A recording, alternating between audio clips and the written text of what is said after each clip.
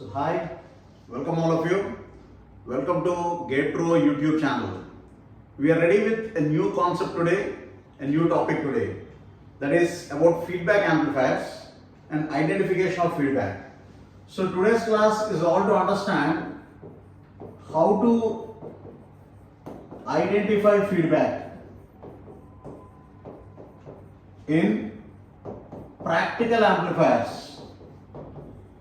How to identify feedback in practical amplifiers. Because when your block diagram is given, anybody can identify feedback. If you look at a block diagram where there is an amplifier and a feedback network, if the feedback is connected like this is clearly a series connection of feedback, so it's sampling current. And when you connect it exactly in the same way, which is again series, you're adding voltage. So voltage adds in series, current is sampled in series. So this is nothing but an excellent example of current series feedback.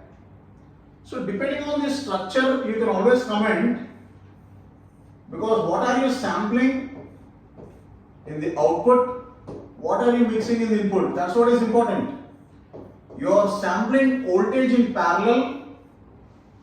This is voltage sampling. You are sampling voltage in parallel. You are mixing current in parallel. Current adds in parallel. Voltage is measured in parallel. So this is voltage shunt sampling. Voltage shunt feedback. Voltage shunt feedback. So you are measuring output voltage in parallel, adding feedback current. This is easy, at least. You can have some blind idea. What is important is identifying feedback in practical networks now. When you have a practical network, how do you identify feedback? You see, for example, I have a network called as collector to base bias circuit. Collector to base bias circuit, and somebody asks you what is the feedback in this. If they ask you what feedback is incorporated here, then the question comes, what is the type of feedback that you are using here? For that there are three rules. The rules are: identify the feedback element. Identify the feedback element. Once you identify your feedback element, check whether the element is having a direct connection or indirect connection. Is it having a direct connection or indirect connection at the output and at the input? At the output, and also check it at the input. So that is what you are supposed to do. So look at this network, for example. The output point is here. The input point is here, because it is a typical CE amplifier. So given that it is a typical CE amplifier, the input being here, output being here, the feedback element RB is directly connected at the output. So it's a direct connection at the output. So it is shunt. It's an example of shunt. What about at the input? Its input is directly connected. So at the input also, it is a direct connection.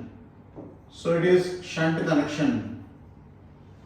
So the connection of the feedback element is directly to the output or directly to the input, you can say it is a shunt. If it is not direct, but if it is at an indirect point, it is series. So this is an excellent example of voltage sampling, because you are doing it in shunt. Voltage sampling in shunt at the output, and it is current mixing in shunt, current mixing in shunt at the input. So therefore the beta feedback fraction is IF by V naught. It's voltage sampling in shunt and your current mixing in shunt. So beta is IF by V naught. So what is IF? The current flowing through this input feedback current, which is IB. What is V naught? VCE. So it is approximately nothing but RB, 1 by RB. It's approximately 1 by RB because VCE is approximately VCB. So feedback is identified always by direct connection or indirect connection. Once you identify this, half the problem is over. Direct connection means it is connected directly at the output. Now see, for example, one more example. This time it is emitter resistance feedback. Emitter resistance feedback. RE, RB, VCC,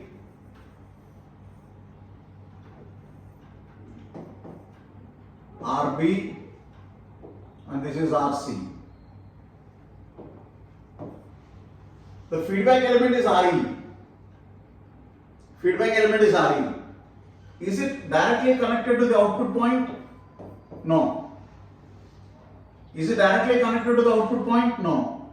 Is it directly connected to the input point? No. Then how is it giving a feedback? It's giving a feedback because whenever IC increases, current through IE increases. Whenever current through IE increases, voltage across RE increases.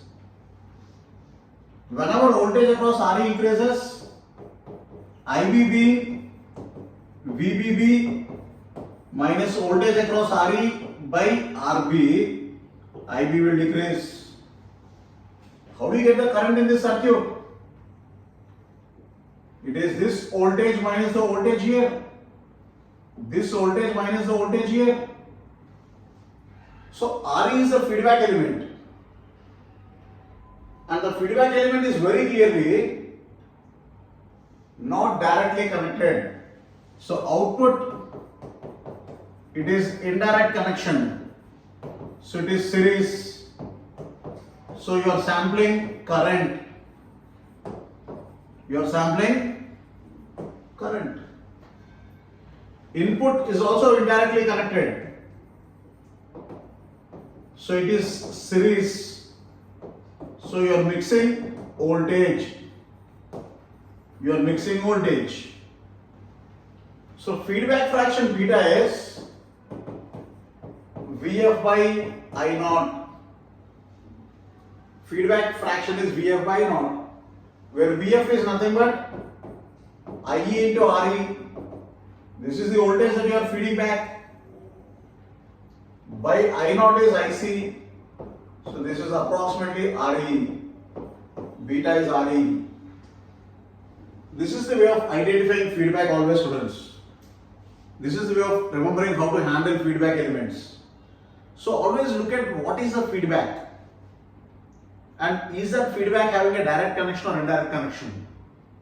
Once you can judge this, the entire problem is over. I hope you like our videos.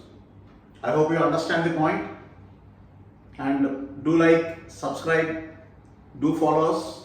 We have lots of exciting content in the GatePro app. Download the GatePro app. See you, students.